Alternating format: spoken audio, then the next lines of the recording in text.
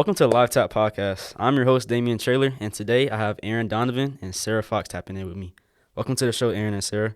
Hi. Thanks for having us. Yes. No problem. I had to, y'all my neighbors, so, I had to get y'all on. Yeah. And We appreciate it.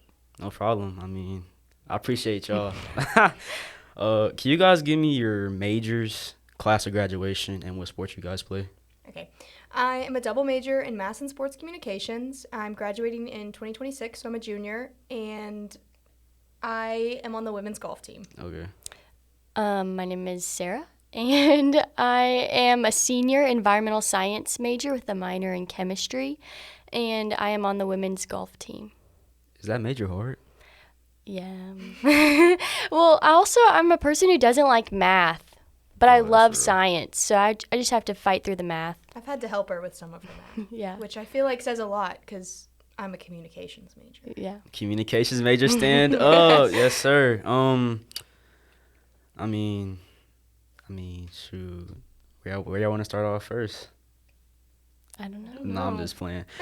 Sarah, me and you both did sail this past summer. Yes. Was this your first year as a navigator? No, I have done it every single year. Oh, for real? That I could. So you did my freshman year too? Yes. I don't remember you. I'm not going to Guys, he lie. doesn't remember me. I'm sorry. It did not make an impact on him. It's okay. It's okay. We became very close this past summer. Yes. Can you give me, your experience on sail? Yes. So, freshman year, I was a Voyager, which not everyone knows, I think, but there's a boat theme to it. So you're a Voyager as a freshman. But I loved it so much. And I had a navigator, which is an upperclassman that meets with you during the semester and makes sure that you're succeeding.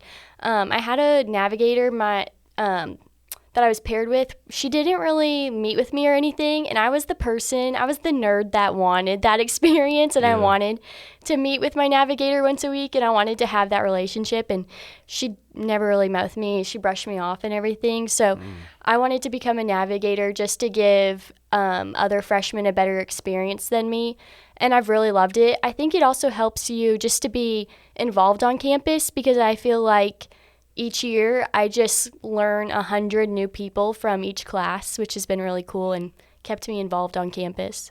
How do you feel about this past year's situations, with the hikers getting lost and stuff like that? Oh, yeah. Well, I actually went on the hike the first day.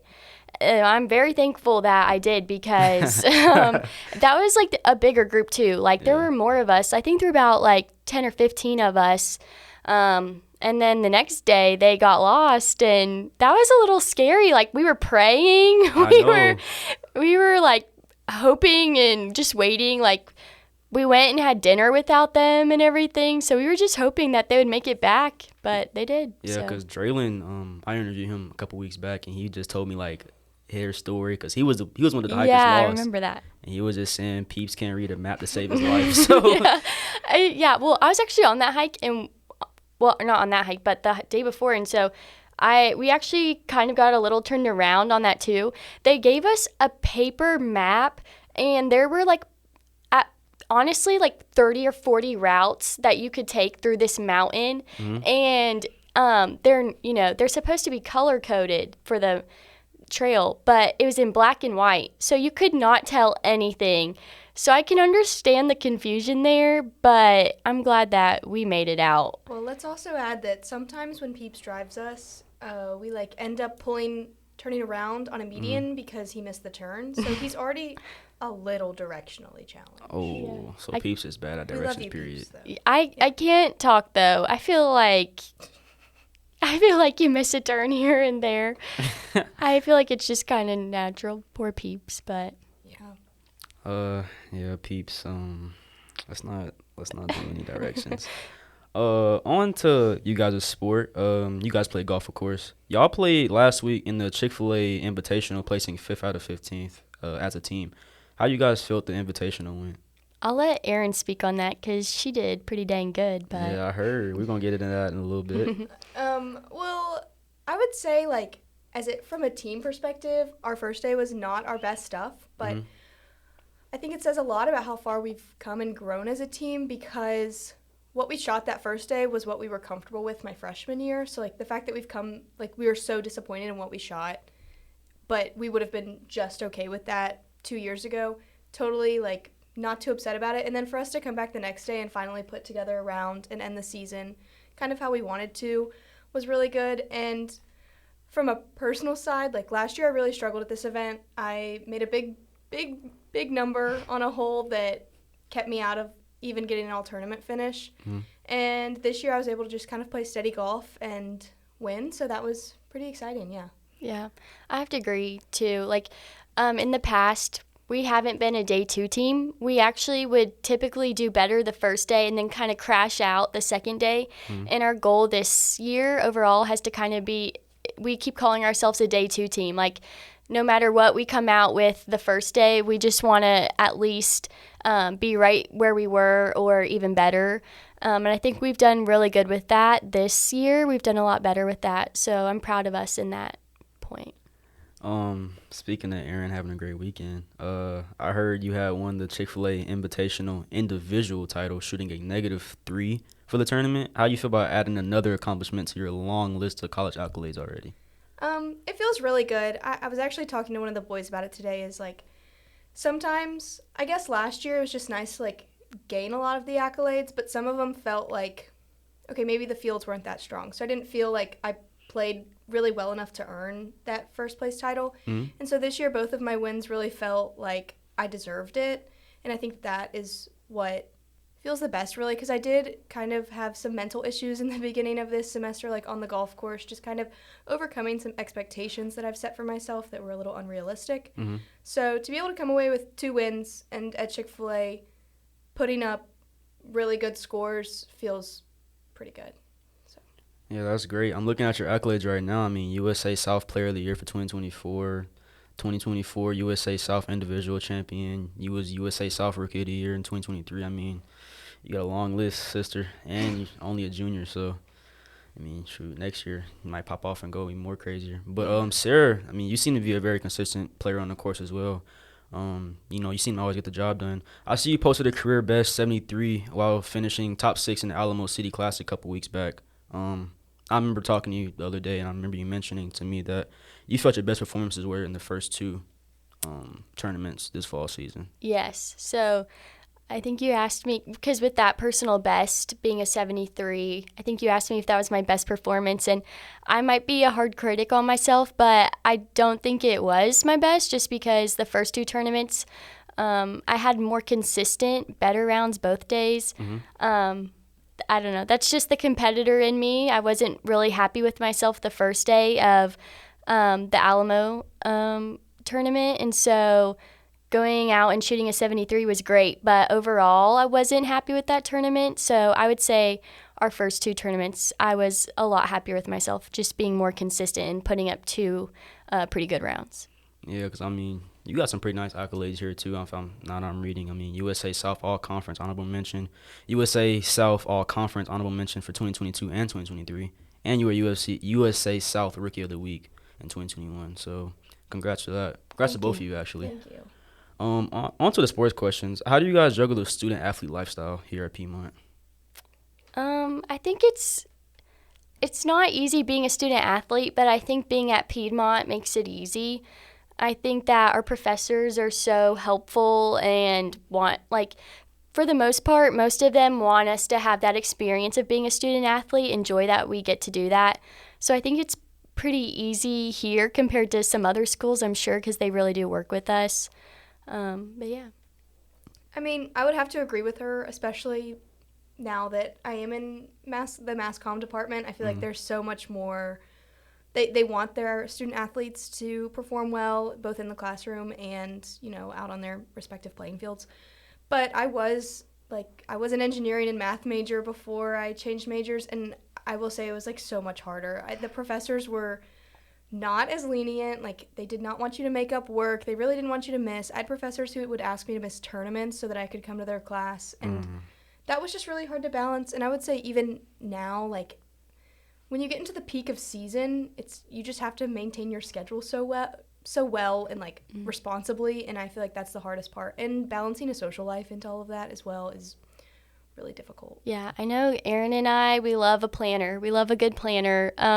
We start off our weeks pretty much each week. We just fill in what we have to do. Like, I will write in each day. I'll write in 8 a.m. class, 9 a.m. Like, I have to fill out my whole day. Like, I have to plan out my study hall and everything in between. And we both really like that, too. I thought I could survive without a planner this year, and like 2 months in, I think I had a mental breakdown. And I was like, okay, I have to organize my life. Like, this is horrible. Because every athlete I didn't talk to that came on the pod so far, you know, they always stress time management as a student athlete has always been their biggest enemy. So, I mean, I'm actually happy that you actually, you know, talked about that, because I was just about to ask you guys, how do you guys, you know, deal with time management as a student athlete here? I think on it also, like, we're just both so busy, like busybodies in general, that I think we would actually do worse if we weren't student athletes. Like, I think we would struggle more to have more time in our schedule. I don't know. I didn't practice these last 2 days, and I felt like I could really succeed in the classroom if I did not have to practice. But I don't know. I feel like I just pray. Like, I pray the 2 months that we're in season that I'll get everything done, and then once we're out of season, I can like focus again. But I feel like it's also harder for us because our season is all year long, basically. So it just never ends. Because you guys have a spring season as well? And it's heavier. There's more events. When does that start? February? Yeah, and we'll pretty much go right up till finals, so it's a little stressful. Oh, it's about May. Yeah, we end like, the week before finals? Yeah, I think last week we ended the week before finals. Yeah. What made you guys fall in love with the sport of golf? Ooh. I actually like pretty much hated golf. Like growing up, I grew up in a golf family, so my grandpa was really good. My cousin played for Oklahoma, and my dad just really liked golf. And so growing up, they really wanted me to play golf, and I hated every experience on the golf course. Like, I did not want to be out there with my dad, and both like my dad and my grandpa are pretty like tough. Like, they want you to be the best at whatever you do. So I would go out with my parents, and then I'd quit. And like, my dad would put me in like club golf, and I hated it. I would quit. And then I started doing dance, and around 8th grade there was just like so much drama. So my dad told me I had to play a sport. So I decided I was going to play golf, and I wouldn't say that I liked it at first, but once I kind of figured out how to get better and like surround myself with people that I knew I could get better around, it got a little bit better. But I feel like golf is so hard, especially as a woman or a girl, getting into it, because there aren't not a lot of other girls playing at your age. And so you kind of have to find a community, and most of them are young boys, and they're rude, and it's just not that fun. So That's understandable. Sarah? I would say, well, actually, I played golf when I was 4 years old. I don't know if I wanted to be in it or my parents just decided to put me in it. I did that for a year, and then I decided I wanted to do soccer.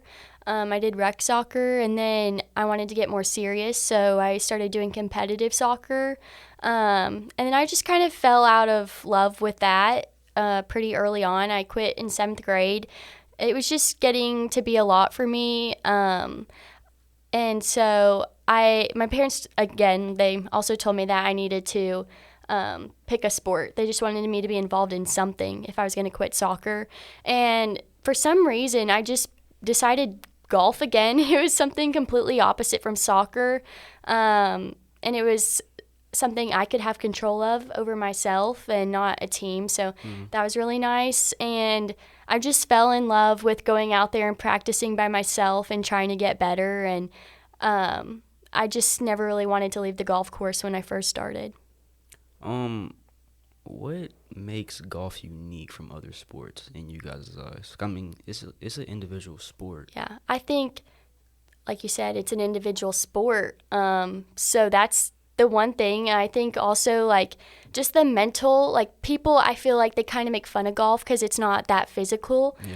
But the mental aspect of it is just on a whole different level. Like, you have to have a good mental game if you want to succeed in golf and do good.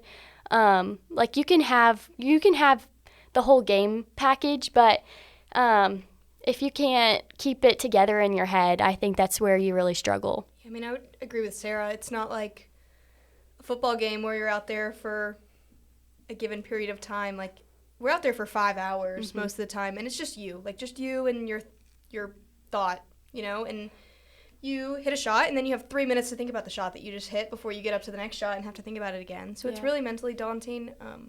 I would say, like, my opinions and, like, love for golf really changed when I got to college, and it did become a team sport, though, because I did grow up, like, when you're being recruited, like, you play in junior golf events, you're not a team. You just play for yourself, and you're trying to finish, like, in the top of your field. So when you get to a team and you finally have people who, like, are backing you and supporting you, and their scores contribute to you as well, I feel like it really changes it. I finally had that dynamic of, like, having people support me. I didn't really feel alone on the golf course. So I feel like that's what really makes it unique, is, like, we're all out there alone. We don't get to see each other when we're out there playing, but we know that each of us are out there, like, doing what we need to do for each other.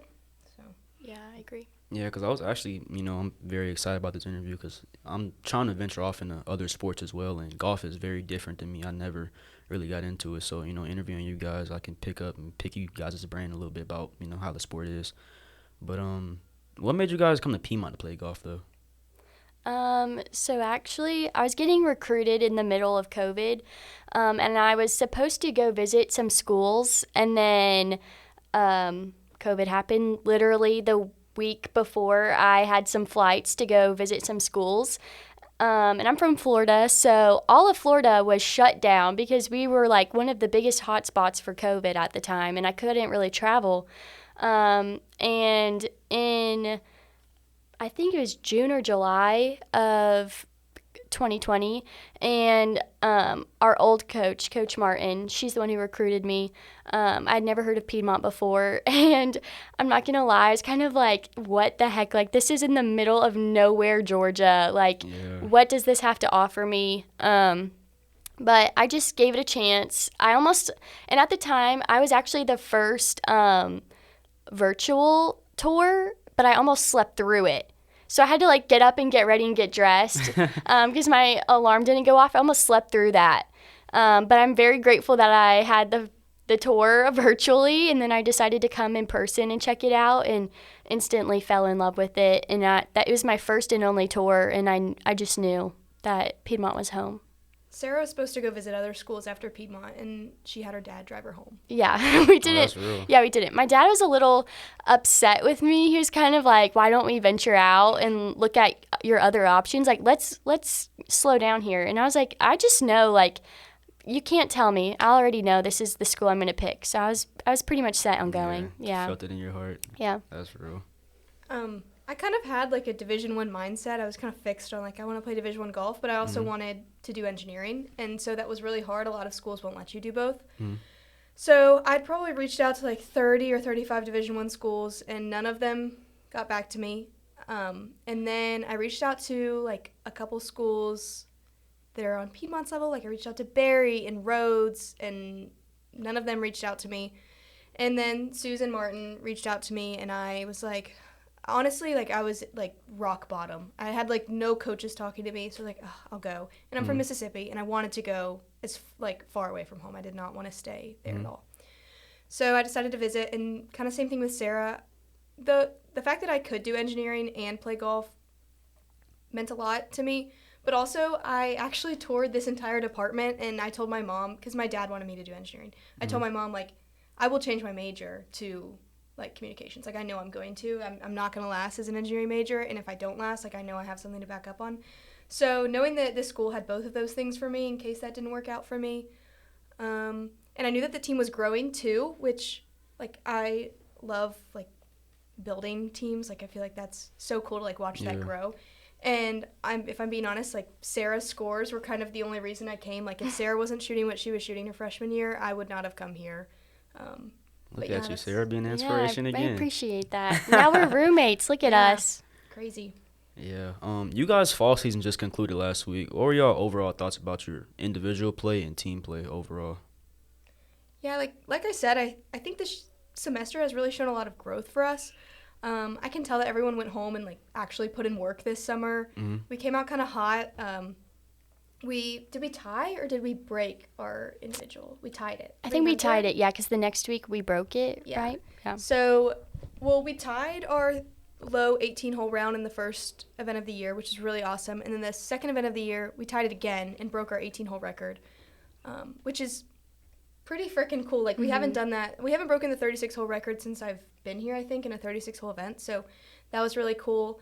But just, like, seeing consistency overall from our team, like, we're not going 320, 350 anymore. Like, it's, like, 300 to 320 something, and, like, we're upset with 320. Yeah. So that's been really cool to just, like, see grow. And also just, like, Abby has really stepped up, which has been awesome. Keegan's really stepped up, and our freshman is such a hard worker.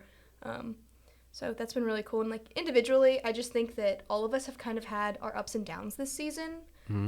But like, we've all been able to pull together for the team. Yeah. I think my biggest takeaway from this season is this is the smallest team I've had since being here. We have 5 girls, and for those of y'all that don't know, 5 travel. So we don't have a lot of depth on this team, but you do take 4 scores at a tournament. So 5 travel, 4 scores are taken. And with having 5 girls, that's a little scary when you don't have a lot of depth on the team, and it's kind of nice to have a little bit of competition. But my biggest takeaway, honestly, from this this team that we have this year is that it's not the numbers that matter, but it's the people on the team, because this is the most united we've ever been.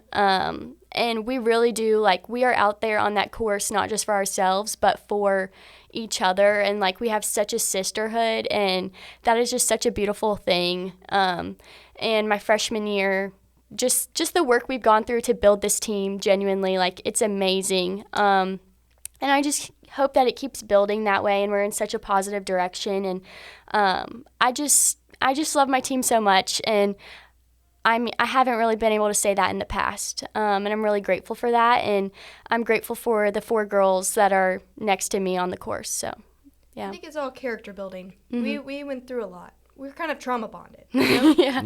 Like, anyways.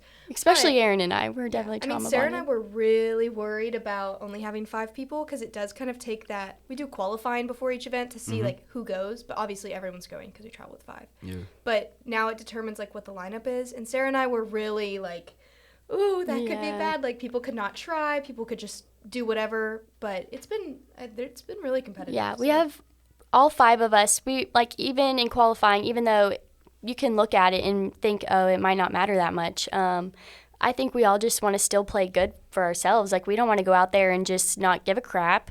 So it's been good. I'm proud of us. Like, having a teammate come up to you and say, I want the number 1 spot, that feels awesome. Like, knowing that there's kind of that, like, you know, competitive edge. For sure.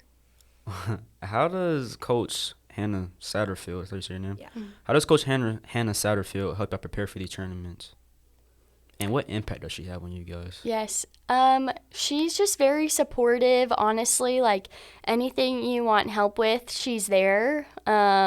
She's our biggest supporter.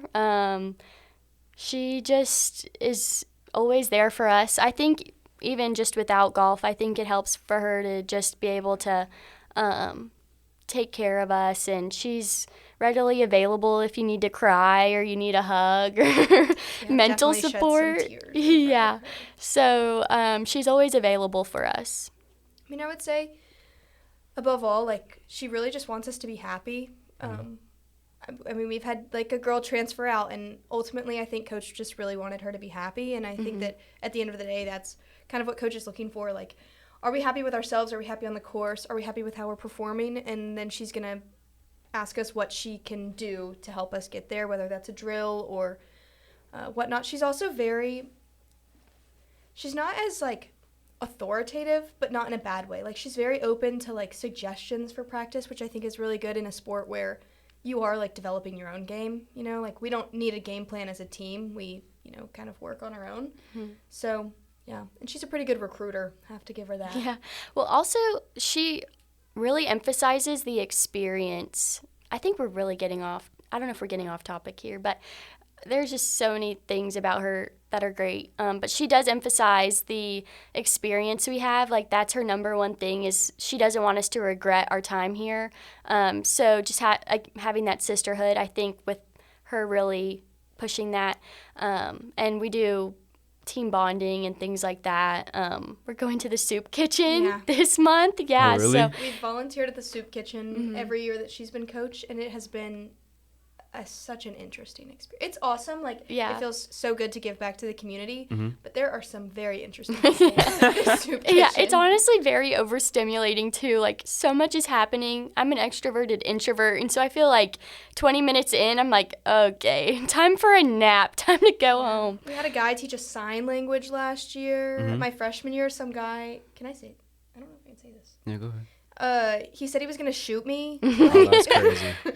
Yeah. Pew pew, maybe that. I saw him in Ingles the other day, and I was really scared. Yeah, I mean, shout out to Coach Satterfield. I mean, as an outsider, you know, I follow both of you guys on social media, whatever. You guys, as a team, seem very, very close together. So, you know, shout out to her for that. Do y'all have a senior day for golf? I'm going to work on that. So Y'all don't have a senior day? I Oh. think it might be a secret. I think you might be digging something out of Erin here, but not really. I just want to talk about that for a little bit. I'm sorry. But I'm sorry if I spoiled anything. I didn't no, know. it's well, it's no one's fault, honestly, but it's just kind of hard to have a senior day for golf because we don't play at school. We're off Yeah. campus, and so no one really comes to our events. We don't even have a home event. So it's just kind of hard. It's awkward. It's like, what do you do for senior day? I have no idea, but there might be something in the works apparently. So, but it would be fun to be a little celebrated. You know. Yeah. Yeah. I mean, Sarah, this is your last year. I mean, you're a senior, which means this is your last year at Piedmont. Can you tell me what are you most thankful for, whether it's on or off the golf course here at Piedmont? I don't really want to think about that right now because that might make me a little emotional. Oh, sorry.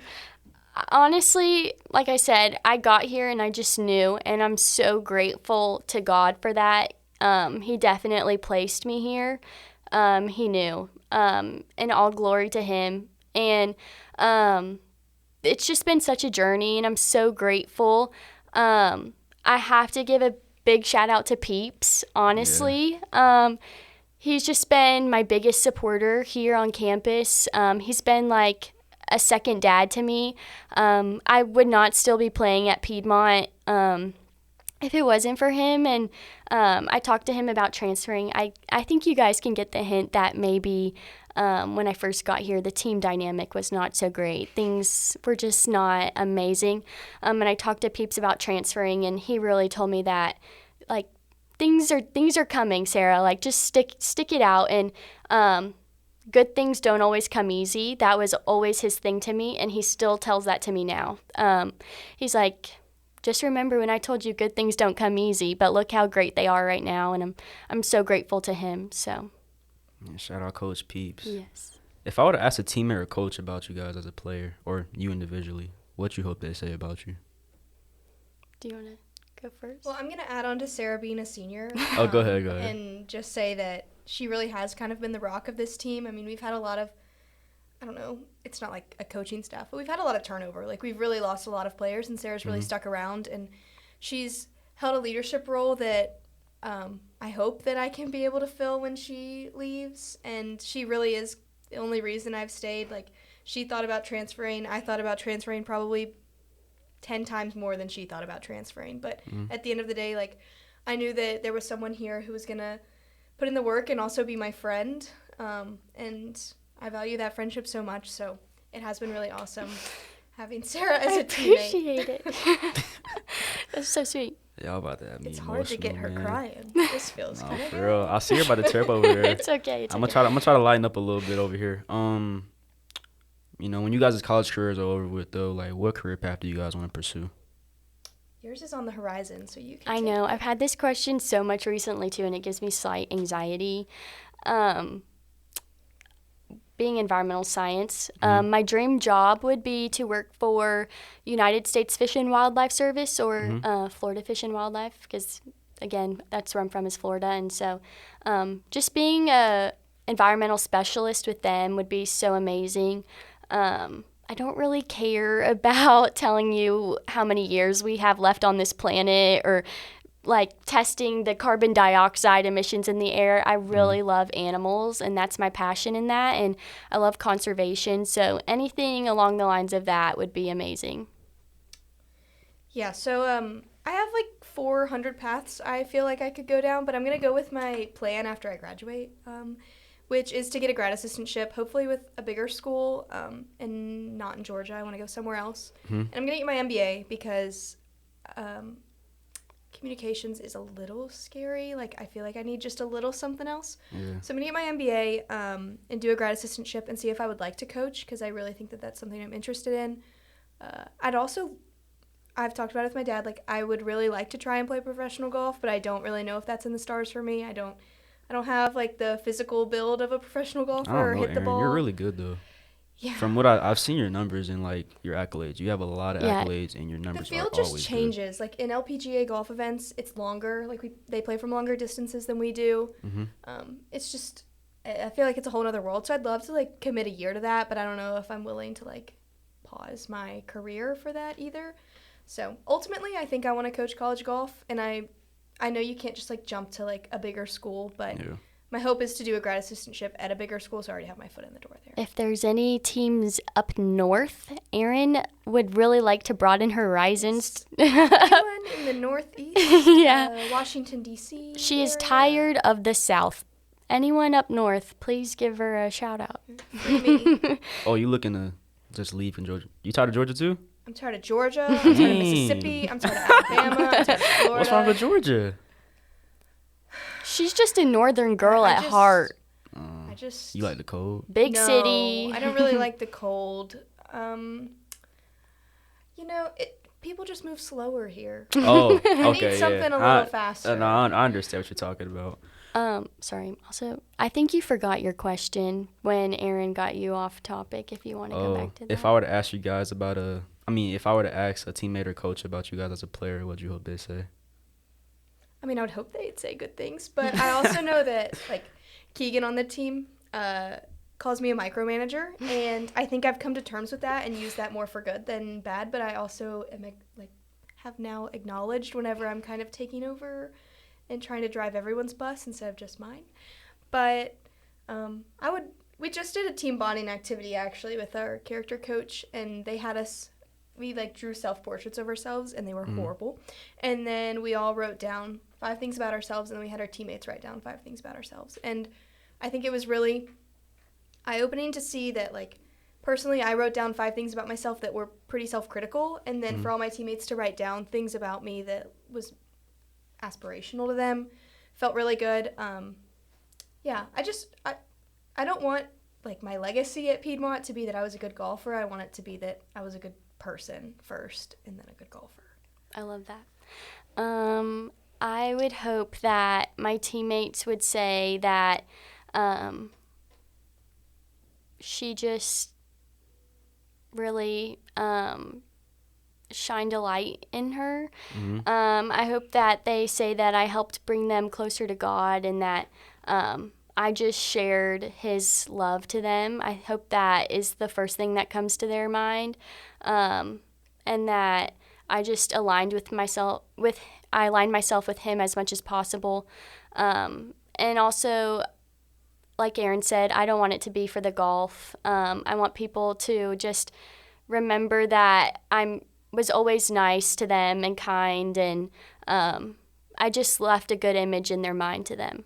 You sure you did sell my freshman year? Yes, Bro, I did. I do not remember you. I did. Because you were so, like... You probably thought I was a freshman, honestly, because I look like a little baby. You know, that happened with, I forgot her name, I'm not going to lie to you. But it happened with somebody else, too. I was like, hey, you did sell last year? She's like, yeah, I was a navigator. I talked to you. I was like, bro, what are you talking about? I don't remember you at all. Yeah.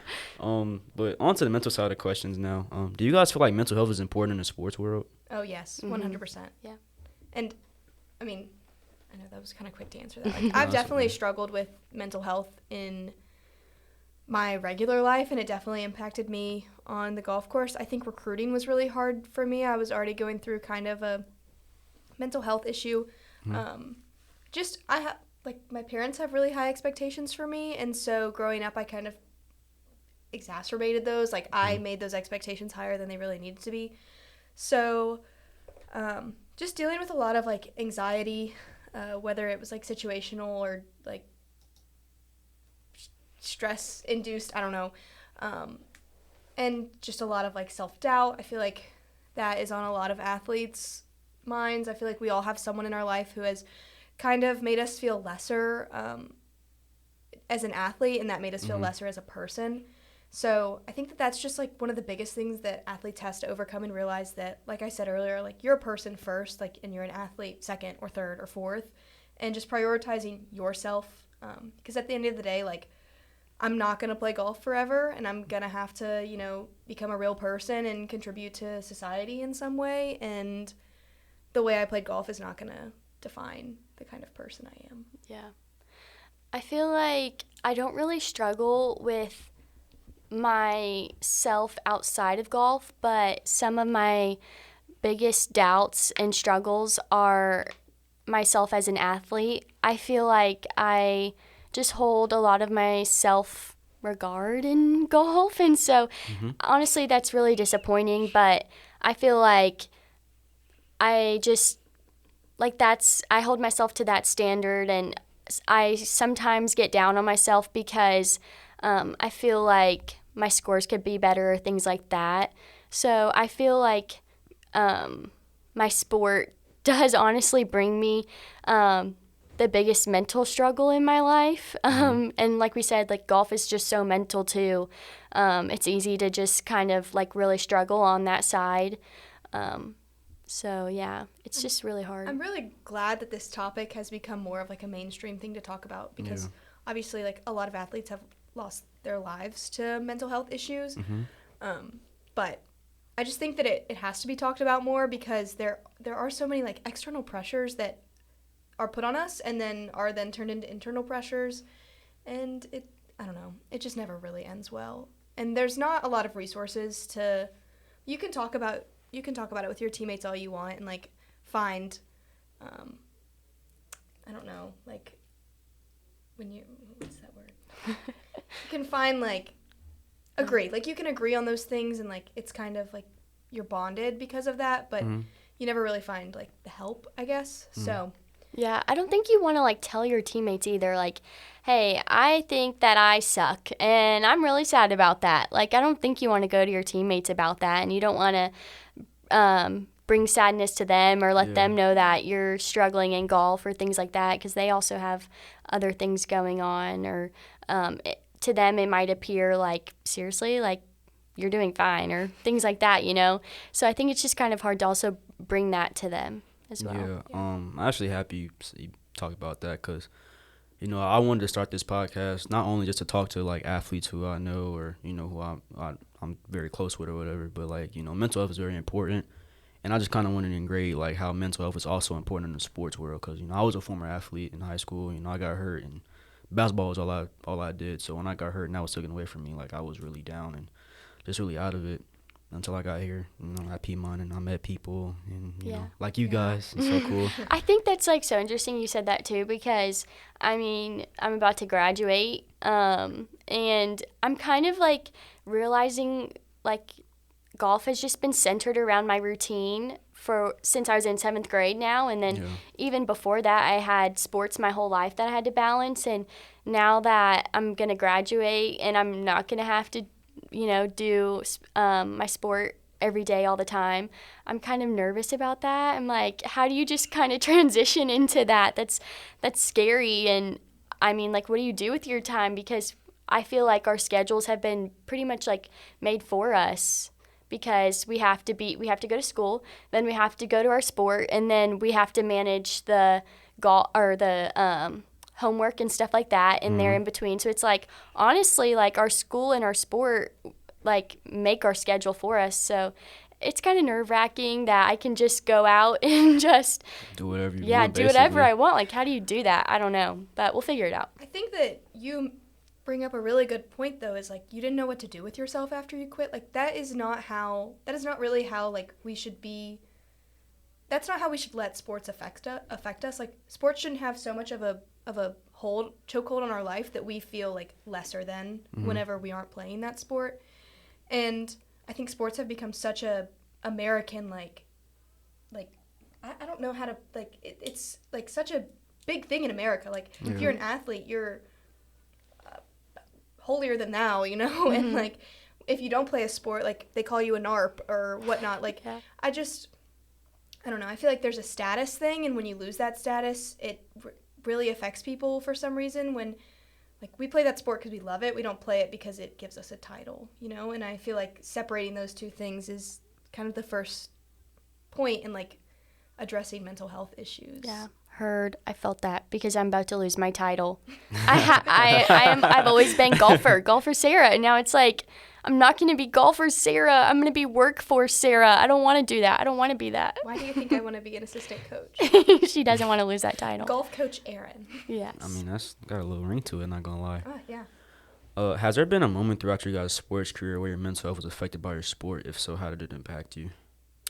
I mean, like I said, I've been very fortunate. I know not everyone is that way, but I really haven't struggled with mental health outside of golf, and really even inside of golf. It has not really impacted me as much as I know it can, and with others, and I'm so grateful for that. And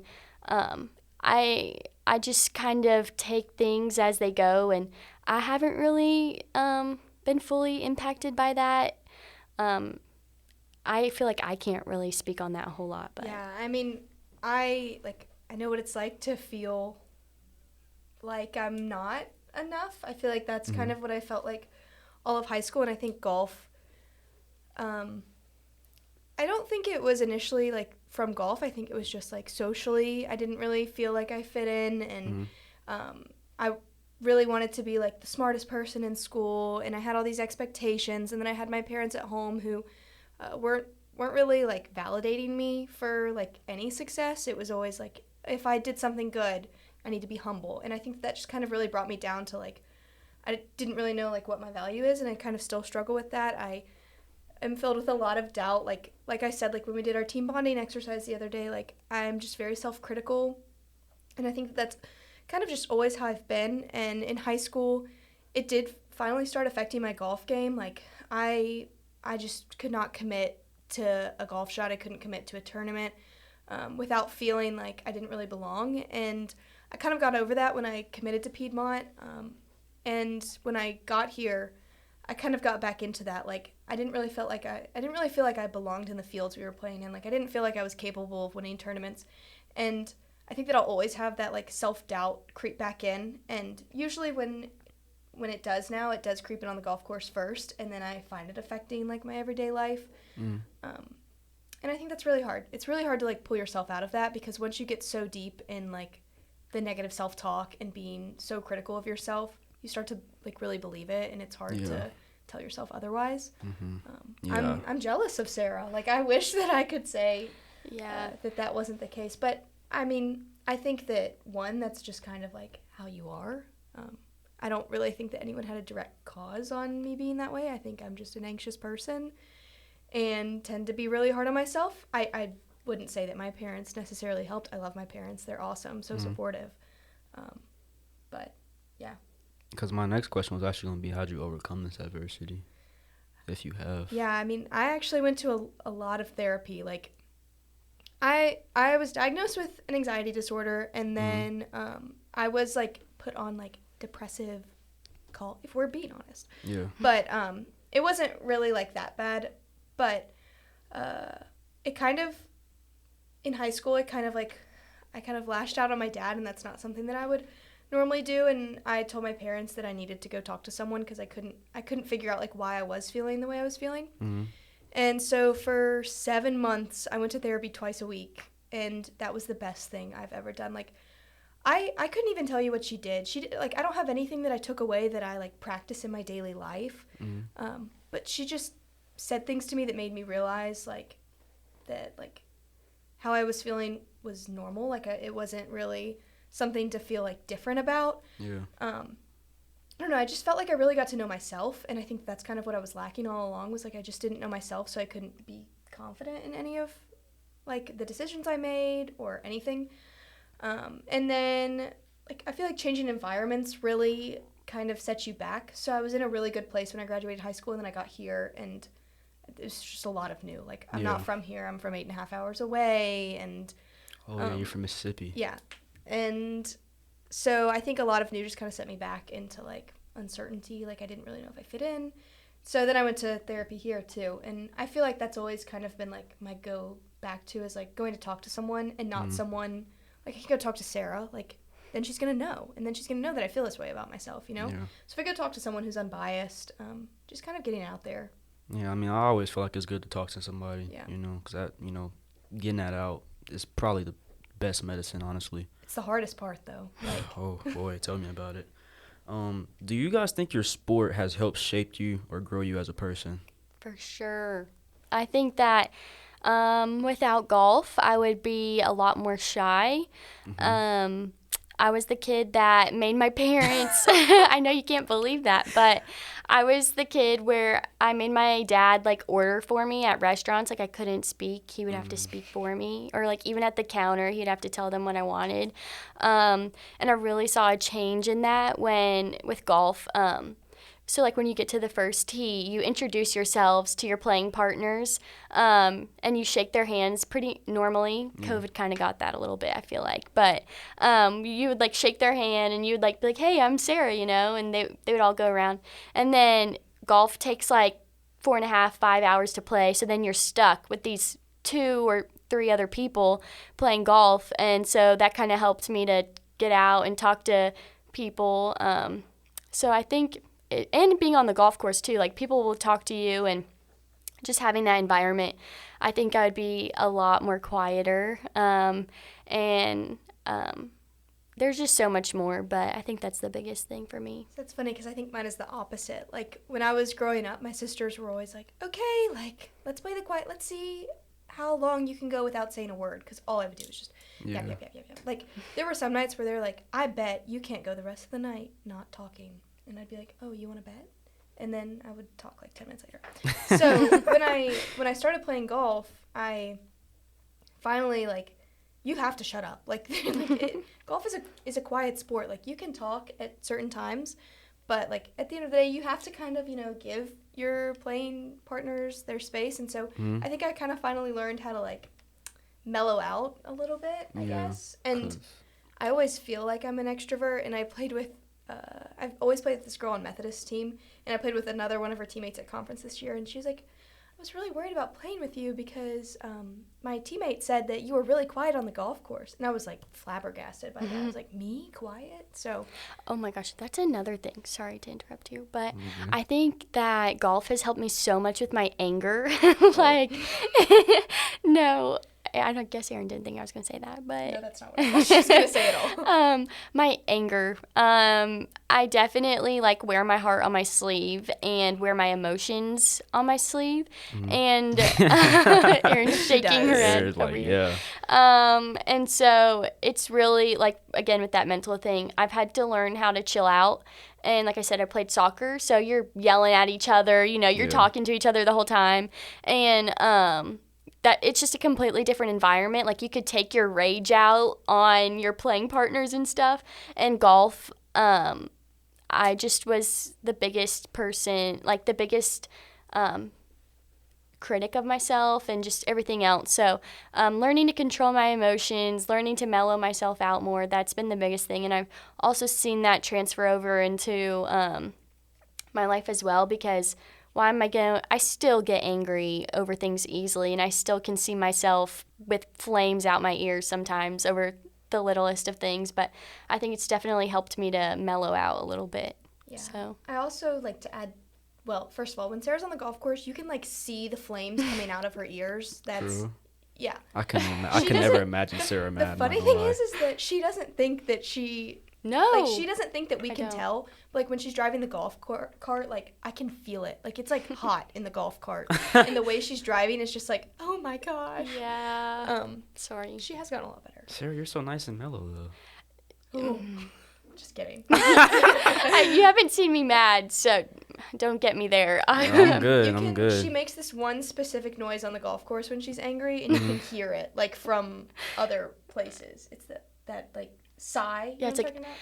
Yeah, that. That's understandable. Yeah, you got to keep that in, Sarah. Not everyone wants to hear that. That's kind of awkward and embarrassing, but you just got to let it out. But I mean, that's what I was gonna say though. But like, how you guys' sport is unique. Cause in basketball, I'm not gonna lie. Like even now, I go hoop with my friends who like on the team or whatever. We talk trash all day to each other. Like I can't. It's hard to be in a competition setting and not be able to talk to the other person. Yes. Like, You know, oh wait, sorry, go ahead. Well, I talked to Delph about this one time because Coach Delph was like, I really wish that y'all, what did he call it? Like the hockey term? It's like, I don't know. Anyways, talking smack. Like, I really wish that you could talk smack on the golf course. Like, that'd make it so much more fun. And like Sarah said, like, you're about to spend 4.5 or 5 hours with the person. The last thing I want to do is say, like, oh, that sucked. And then spend 4 more hours with them. Or be like, you're a terrible person. That would be awkward. And you're like, man, Yeah. get yourself together. Yeah. At most. But I was going to say about your trash talking. Yeah. If no one has ever heard Damien over his video games, Oh my god. I think that man has more rage than me. I mean, I thought last night, okay, you share a wall with Sarah. I'm on the other side. I could feel my bed shaking and could hear you. Like you made our building shake. So last night, all of my friends, we all were like playing like a little 2K tournament. You know, 2K is NBA basketball, whatever. And it was getting down to the wire, and I was in the finals with my friend, and the game got close. I won by 2 points, literally on like some free throws. Everybody was going wild in there though. Like it was I'm sorry about that. It's chat. okay.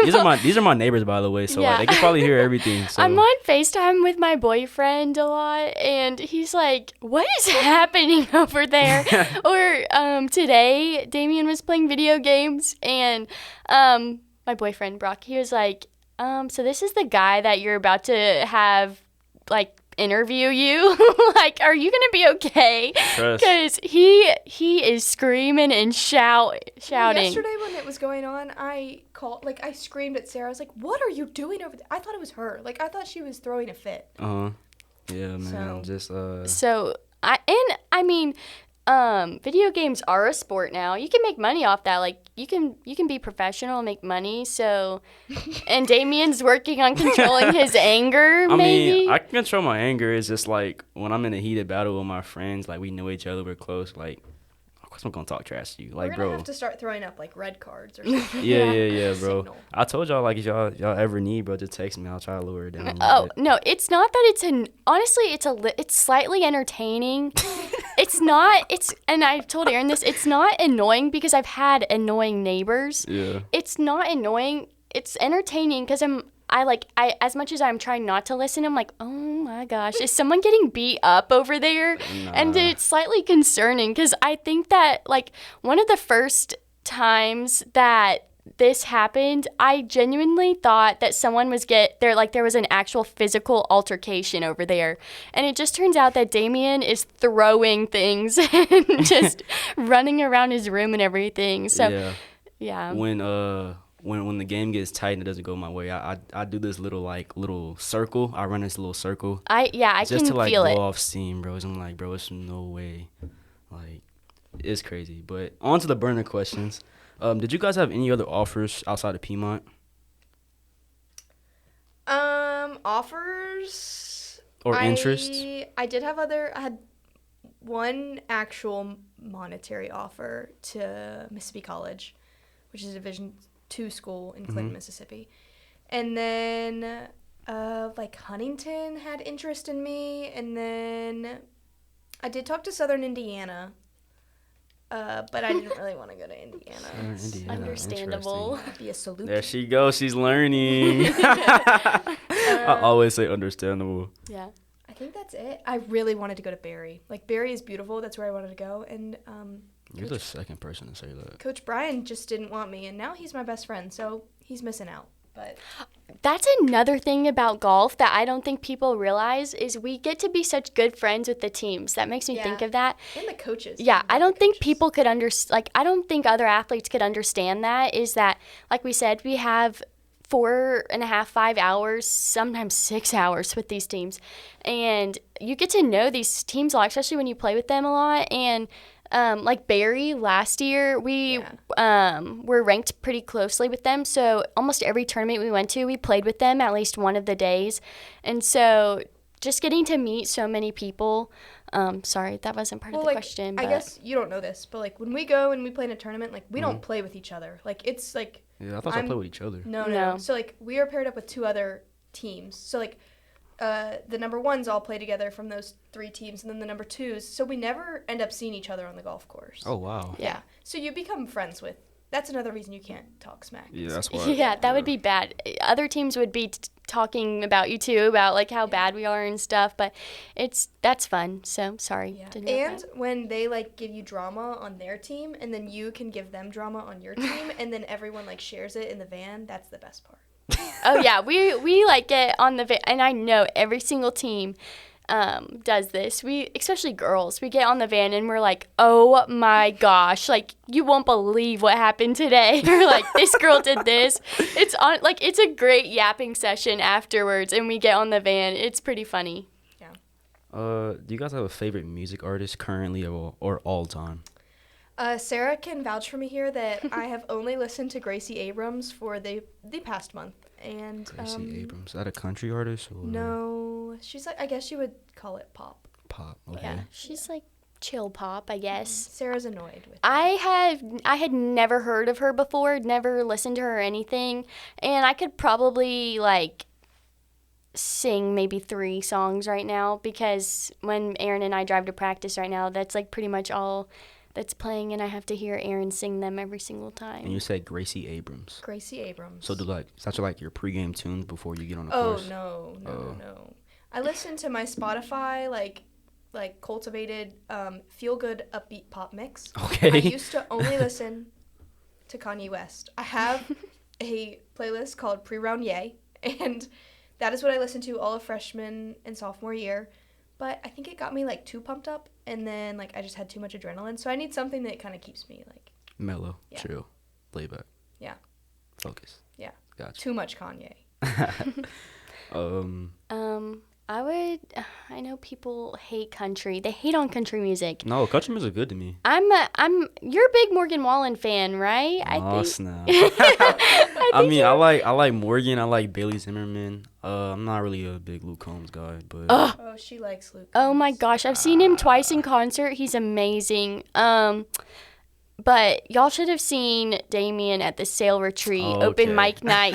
I did not realize that he's as big of a and he loves white girl music.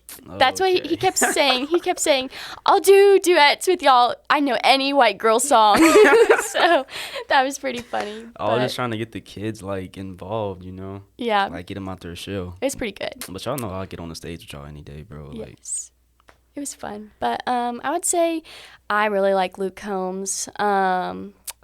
I really like Lainey Wilson. Oh my gosh. I heard of her. Yes, she's amazing. I just want to be like her when I grow up. I want to dress like her. I just want to have her style. I want to have her swagger. That's real. Yeah, I just really like her. I think she's pretty cool. Would you say she's your inspiration? No, I feel like she makes me. I feel like this is going to sound so cringy, but I feel like I've always had a heart to be a cowgirl. Like, I've always wanted to be a cowgirl so badly. And, like, I just love country music, and I just love, like, that whole thing. Like, I just love it all. And so, just, like, how she dresses and stuff, like, makes me feel like I could dress like her. And, like, because she's made it cool. If you don't know who Lainey, like, she's kind of, like, created inspiration within the fashion area, and she's made me more confident in dressing in that way. So. I ain't never seen Sarah in a pair of boots. I would just say that. No, I've been asking my parents. I'm a broke college student, and I've been begging them for a pair of boots. I got some bell-bottom jeans. Okay. And she rocks them with her Hey Dudes. Not my Hey Dudes, my Madewells, my sneakers, yes. And her Hey Dudes. Sarah, that's I'm sorry, but yeah, if my parents are listening, please give me a pair of boots, because they're going to look fire with the jeans. I'm telling you right now. I'm going to look so, I think that's why my dad's like, I don't want you to be wearing bell bottoms and boots, because it's gonna look too good. We are black cat and golden retriever Yes. roommates. I am the black cat and she is the golden retriever. Yeah. I could see that. I'm not gonna That's lie. why, I can see that. Erin used to listen to a lot of rap, and I'm sorry, I'm not with it. I can't get behind the rap. I've never been into it. And so on the way to practice when she drives, because we'll carpool, so one week she drives, and she used to listen to rap all the time. Like, that's all that we would listen to. And I'm just sitting there dead silent, just staring out the window, because I don't know what they're saying. I don't like it. I ain't gonna lie, it's some rappers, man. Yeah. If I were to tell you something, I would have put something on for you. You'd be like, well, what is he saying? Like, Yeah. And then you get in my car and it's like country, pop, worship. And then Erin's probably like, oh my gosh, like get the country music off. But I will say, like, I stopped listening to rap because I knew that the people I was driving didn't enjoy it. And so now that is innately why I do not listen to rap music anymore. that's understandable. If you guys could travel anywhere in the world, where y'all traveling to? I would go to Ireland. That's always been a dream of mine, Okay. to go to Ireland. Or back to the cowgirl roots, I'm going Wyoming. Yeah. Also Ireland and Scotland. Okay. My family and I have had a trip planned in the past, and then COVID kind of had that fall through. Man, But- tell me about it. Yeah, but now that I'm a much better golfer, I want to go to Scotland and play. And also, like, my entire family is Irish, hence Donovan being the last name. Yeah. So just seeing, like, my family history over there would be pretty cool. Yeah, because, I mean, I've been saying every podcast episode, I've been saying Belize. Really? That's Belize? where you want to go? That's Hey, your man. one destination. TikTok guy, man. Where Seen Where Belize. is Belize? You can just drive down to New Orleans and get on a cruise ship right now. I mean, I'm from there, so, I mean, I do that all the time. Wait, what? I'm from Louisiana. Oh, What? I Y'all didn't thought know you that? were saying Belize. I was like, Where? Oh, no, I'm from Louisiana. Where are you from in Louisiana? Was it Metairie? Where that at? Metairie, Louisiana. where is that? I don't know. I don't really know. bro. Okay, what do you mean you're from there? Like, I was born there. Okay. I was raised there a little bit. Then I moved here. Where are you from in Georgia? Marietta. Oh, okay. Yeah. Y'all know where Marietta at? Yes. Yeah, it's a small town, somewhat, sort of. If you're going to a gas station, what 3 things at most are y'all walking out with, snacks-wise? Oh gosh. I don't know. I'm a big snacker. Probably. I don't know. What would I walk out with, Erin? Okay, well, You could one, probably answer you have this to get better. a sweet and you have to get a salty. Yeah. And then you Yeah. have to get a beverage. Yeah. Those are the guidelines. Yes. You're leaving with a Coke, Yes. more than likely. Or a Dr. Pepper. Oh, my God. Why is everybody saying Dr. Pepper? Because it's so good. I don't get it. It's Do you not like it? that good. I don't like soda like that at all. But Dr. Pepper, Coke, Pepsi, all of that, no. Absolutely. I wouldn't even. If that was the last drink on earth, What are I you getting would. then? I'm getting a Gatorade or Powerade or Body Armor. I'm getting maybe some Cheddar Ruffles, and I'm probably getting like some Airhead Bites or something like that. Okay. Well, my go-to is, okay, have you ever had Cheez-Its Snapped? I had it once. So good. Yeah, so they're pretty that's my salty. Okay. Whatever flavor is there. Probably a Coke Zero or water. Those are kind of my only 2 options. Oh, Okay. water at the gas station? Oh, that you feels just need a water. that feels criminal. Oh, that's and real. then, my sweet kind of just depends. Either like chocolate covered pretzels. I really like chocolate covered Okay. pretzels. Or I don't know. I like a good candy bar, but I Yeah. can't. I don't like M&Ms, and I don't really like Reese's just like by Okay. themselves. I don't know. Oh. I think you would leave with like You're getting purple Doritos. The purple bag of Doritos. You like the sweet chili. I think I don't know. Oh, I just know it's absolutely not, Sarah. Really? what? Absolutely not. I think we have different taste buds. It's got to. I mean, I'm more of a nacho cheese type of Dorito type of guy. That's nasty. Yeah. Y'all don't like those? Well, I don't really like Doritos. that Oh my much. gosh, Oh, that I like barbecue chips. I like. Oh, so you Yeah. like the barbecue Lays then? I could also mess up a bag of hot Cheetos. I'm not gonna lie. That make my stomach that's hurt. yeah. That seems bad on a road trip. That's not a good Yeah. idea. If you guys are stranded on an island, what 3 things you guys making sure you have with you? I'm gonna say a flashlight because I'm terrified of the dark. Okay. I'm not a fan of it. And then I'm gonna say, I feel like phones aren't allowed, right? Like that kind of just defeats the It's gonna purpose. die. Yeah. Oh yeah, that's true. So that's just a waste. I'm gonna say a flashlight, Okay. something to start a fire with, Okay. and a bed sheet. Just because I feel like that could have multiple purposes. Like you could use the fabric for something, Okay. or in the meantime, I'm gonna sleep on it, cause you don't know what's on that ground Yeah, crawling around. facts. I don't really know. I feel like this question is so, like, is there any hope I'm gonna be saved? Yeah, I think that's what I would. I mean, yeah. I mean, sure, yeah. Because if there's none, I'm bringing nothing, and I'm just gonna call it quits. Cause well, let me help you out. Let me help you out. Riley, she thought survival mode. She said a big fat knife, a jug of water, and a pot. Well, that's what I was thinking. A knife, and then a fire starter kit. And then, well, I don't know, because I feel like I know how to start a fire without that. Yeah. So, like, a knife and, like, a big old jug of water. Probably a flashlight, though, because the dark is kind of scary. Yeah. Yeah. I have to change mine now. Yeah, because I need to defend myself. I feel like the bedsheet was valid, though. Like, if you want to build, like, shelter, you have a bedsheet. Yeah. Yeah, other people like Draylon who say he's bringing his phone, AirPods, and a For iPhone charger. real? I swear he said that. Where's he gonna plug it in? Yeah. That's what I'm saying. And then I had my other friend B-Wise, Bailey. When I interviewed him, he was like he's bringing like an internet cable What? for For service. his, Service for his phone, Where is basically. he plugging in? he's got to play you in video games, right? Probably. He's got to catch up. This is my last question to you guys. If you guys could look back and give your younger selves advice, what would it be? Oh. This is a deep one. Everybody thinks about this. I'm not gonna lie.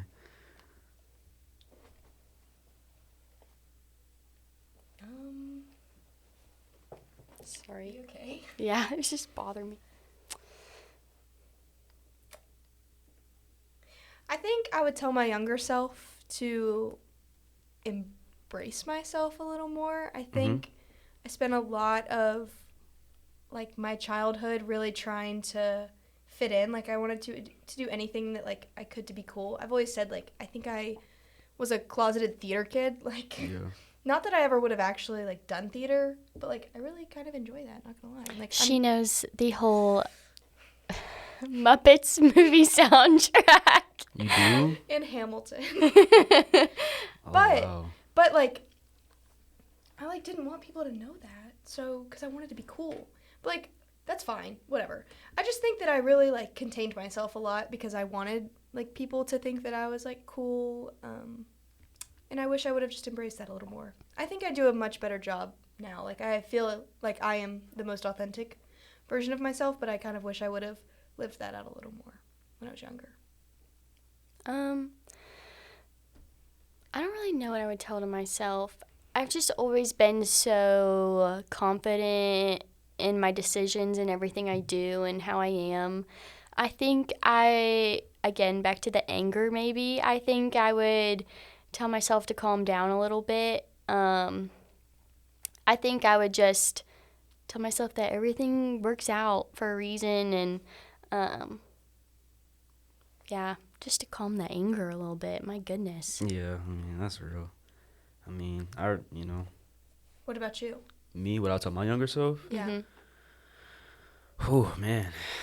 Oh, let me think about that one. I'm not gonna lie. Not to put Kaizen in your name on Instagram. Yeah, what does that stand for again? Bro, it means peace of mind. So, like me, I'm very big on, like, you know, being at peace, you know, in life. Just in, Those video games are not Well- giving peace. Well, I mean, the game lets me Get out the things that you've been suffocating while you've been at peace. Yeah, Okay. yeah, sure. What I'll probably tell my younger self is just, you know, like, just like stay grounded, you know, be humble. Don't, you know, take everything for what it is. Be patient as well, because older me, I'm not very patient, but, you know, I'll tell you my younger self to be patient, you know, not everything's going to come in one, you know, everything's going to come in pieces. You know, one door closes and another one's probably going to open, so, you know, just don't, you know, don't be sad about everything, don't be happy about too much, you know, that's pretty much it. Yeah, that's pretty good. Yeah, that is. Yeah, but, you guys know, Sarah, I was saying this at sale.